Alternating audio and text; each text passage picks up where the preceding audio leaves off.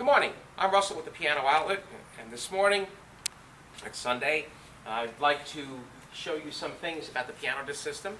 Sometimes we have a PianoDisc arrive if it's going a long distance.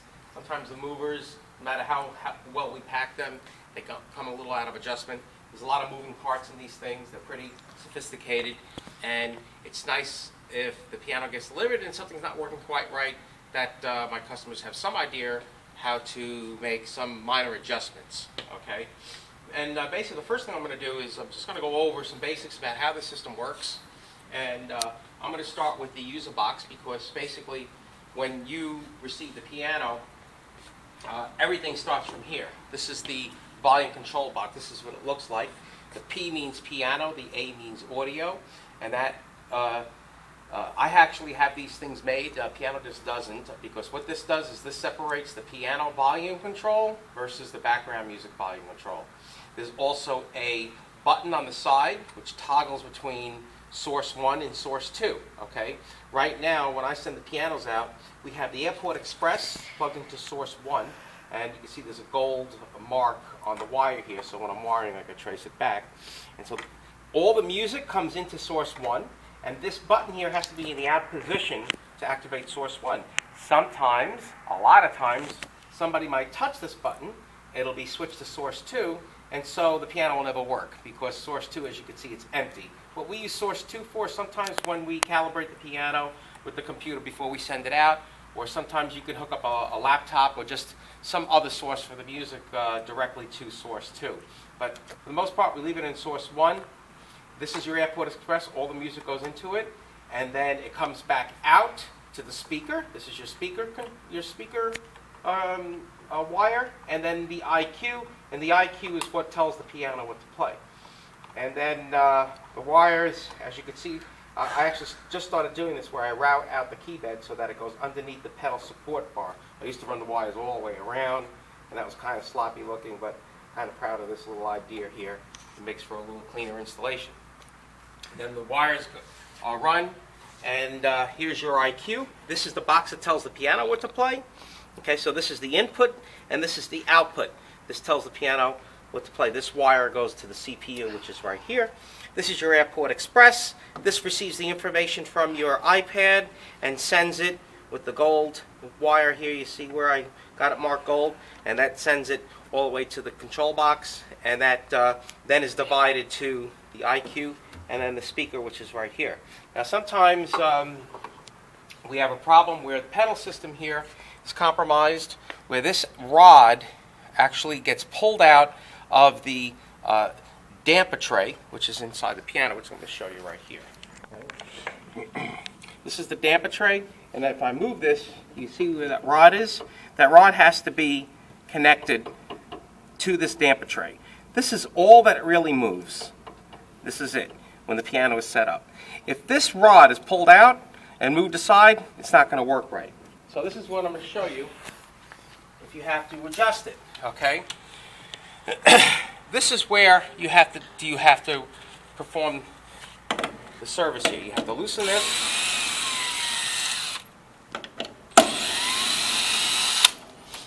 And that will allow you to pull it out gently. And I'm going to actually pull it all the way out and just show you what it looks like. When the piano gets delivered, this piece is actually cut off, so you're really only going to see this much. Okay. Now, if the camera can focus, there's a black rubber grommet in there. You see it right in there. The end of this right here has to go in there. Now, if you're underneath the piano, you're going to need a flashlight to see it, especially since the cover is on. It's going to be difficult because right now you're looking at this piano with the cover off. When I have the cover on here, there's just a little hole that you're going to have to look through to make sure it's on. Okay? It might be kind of difficult, but with a little work at it, you should be able to get it. Once you get that in, you put it back in here, get your bracket, put it back here, and then you're going to screw it back. See.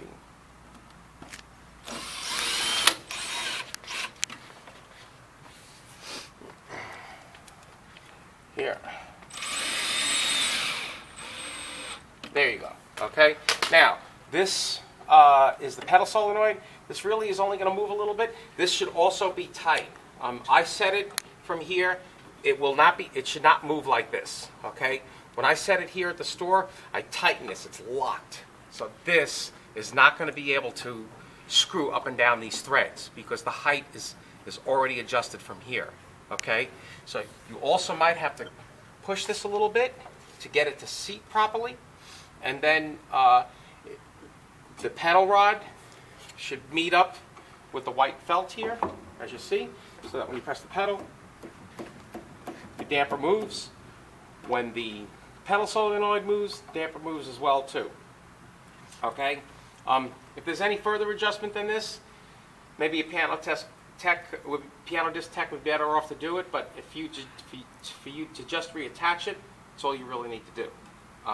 The other thing that we do get sometimes is sometimes we might have a problem with the speaker being disconnected. Here's the RCA cord. You want to always make sure that it's securely plugged in. You could feel the place where it plugs in. And also, if it's loose, you might get a hum. So you want to check with your hand that it's nice and tight and that it's plugged in. If that doesn't take away the hum, you want to unplug the power cord from the power strip. Usually the power strips on most C3s are on this side. This particular C3, I had to put it here because this C3 is designed with this beam that goes across, which not many of them do. They only did that for a few years. But if you want to test the speaker, unplug the speaker, and the speaker is the only one with a wire that looks like this. Okay, it's a two-prong black power cord.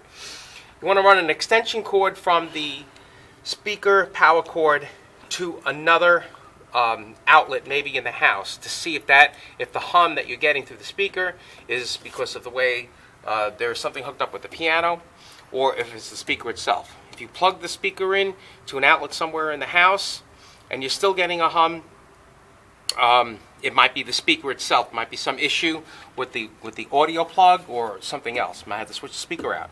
If it stops, then it's some other issue that we have within the piano, and then we'll get a PianoDisc technician over there. So I hope that answers any questions that I have. Anybody has for the PianoDisc system when it arrives to your house. Obviously, if you have any other issues, anybody has any other issues, always email me, send me a text message. Be happy to make a video for you. You can troubleshoot it yourself. Thank you very much.